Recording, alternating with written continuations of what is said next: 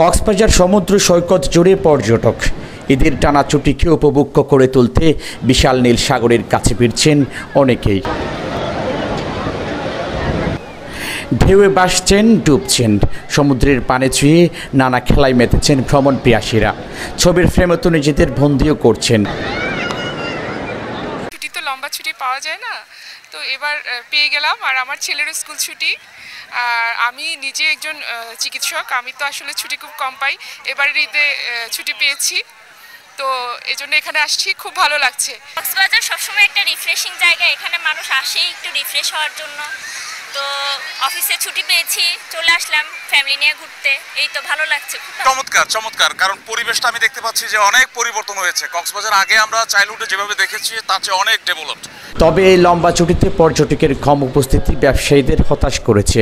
তারা বলছেন, কেন যেন এইবার প্রত্যাশিত পর্যটকের আগমন হয়নি কক্সবাজারে। দেখেন, প্রত্যেক বছর মতো আমাদের এবার ঈদের প্রস্তুতি ছিল যথেষ্ট, কিন্তু যে ধরনের বন্ধের একটা টানা বন্ধের একটা ছিল, ছুটির একটা দিন ছিল, আমাদের এক্সপেকটেশন লেভেলও ছিল অনেক বেশি, কিন্তু আমরা সেই ধরনের কাঙ্ক্ষিত লক্ষ্যে আমরা পৌঁছাইতে পারিনি। তবে আলহামদুলিল্লাহ এখন পর্যন্ত এতটুকুই বলতে হয়, আমরা মোটামুটি বুকিং পেয়েছি, তবে আমাদের যে আশানুরূপ যেভাবে চেয়েছিলাম সেভাবে আমরা পাইনি। প্রতি বছর নিয়ে এই বছর ঈদেও আমরা পর্যটকের আশা করেছি, কিন্তু এখনো পর্যন্ত পর্যটক আসেনি। এরকম পর্যটক না আসলে আমাদের স্টাফদের স্যালারি দিতে একটু হিমশিম খেয়ে যাব। তবে আশা করছি আগামী 2-3 দিনের ভিতর পর্যটক আসবে বলে আমরা ধারণা করছি। তবে ক্যাম্প থেকে বের হয়ে সৈকতে আমোদ প্রমোদে মজেছেন রোহিঙ্গারা। বাস যুগে ঢলে ঢলে আসা রোহিঙ্গাদের সৈকতে দেখা মিলেছে অবাধে বিচরণ করতে।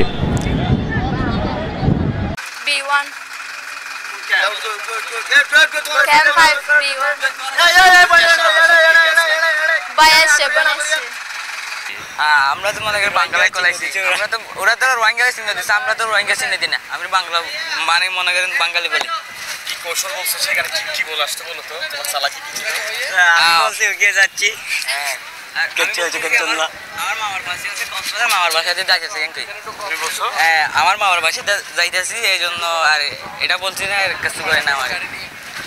রোহিঙ্গারা যখন ক্যাম্প ছেড়ে পর্যটন স্পটে শসে বেড়াচ্ছেন, তখন পর্যটন সেলের নির্বাহী ম্যাজিস্ট্রেট বললেন, নিরাপত্তার ঘাটতি রাখেননি তারা।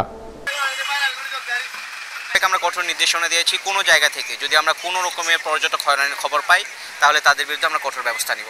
না, আপনারা জানেন যে বিচে রোহিঙ্গা যখনই আমরা দেখতে পাই বা আমাদের নজরে আসে, সাথে সাথে আমরা আইনানুগ ব্যবস্থা গ্রহণ করি এবং উপযুক্ত যে প্রসিডিউর, সেই প্রসিডিউরের পরে আমরা তাদেরকে আমাদের নিজস্ব সেই ব্যবস্থাপনার মাধ্যমে সংশ্লিষ্ট ক্যাম্প ইনচার্জের সমন্বয়ে আমরা ক্যাম্পে ফেরত পাঠাই এবং যথাযথ জায়গায় আমরা রিপোর্ট প্রেরণ করি। পর্যটন শিবিরে ধারণা করছেন, ঈদের ছুটিতে এই পর্যন্ত 40-50 হাজার পর্যটক অবস্থান করছেন কক্সবাজারে। তারেক হায়দার, প্রবাল নিউজ, কক্সবাজার।